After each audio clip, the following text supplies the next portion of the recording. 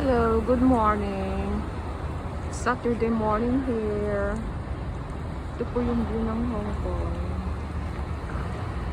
Ayan. Nandito po ako ngayon sa may Leitong. Ito po. Ayan mga building. Oops.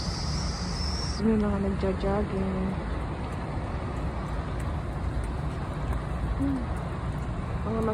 Bangka ito ng mga mangingisda. Pero may mga ano naman dito, parang yate na tirahan talaga. Pero karamihan na nakatira sa mga yate ay mga foreigner. Kasi may kasamaan ako sa church, amo niya ay puti. Tapos ang tirahan ng amo niya sa yate. Kaya lang yung pinakakasama nila sa bahay o yung kasamahan ko sa church, live out siya.